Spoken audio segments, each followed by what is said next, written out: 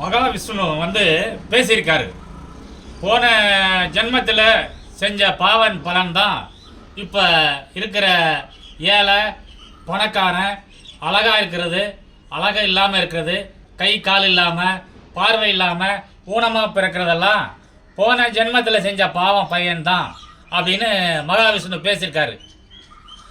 போன ஜென்மன்னு சொல்கிறாரு இவர். போன ஜென்மத்தில் என்ன நடந்துச்சுன்னு, போன பிறவியில் என்ன மனிதனாக பிறந்தாரோ, மிருகமாக பிறந்திருக்கோமோ அப்படின்னு இவருக்கெல்லாம் தெரியுமா? ஒவ்வொரு மனுஷன் போன ஜென்மத்தில் எந்த பிறவியில் பிறந்தாருன்னு இவருக்கு தெரியுமா? பாவம்ங்கிறாங்களே, புண்ணியம் சொல்கிறாரு.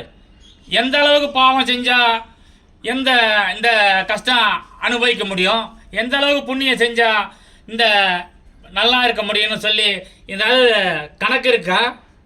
நான் கேட்குறேன், மகாவிஷ்ணு நான் கேட்குறேன். ஆக ஒருத்தர் ஆன்மீகம் பேசுறது தப்பு இல்லை. ஆனால் ஒருத்தர் மனசு புண்படுகிற விதத்தில் பேசுறது தப்பு.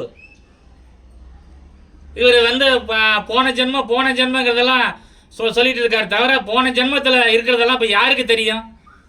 ஒவ்வொரு மனுஷனை எடுத்துட்டா நேற்று நடந்ததே ஒவ்வொருன்னு தெரியாது. இவர் போன ஜென்மத்தில் நடந்த பாவ பையனை பற்றி இவர் பேசுகிறாரு.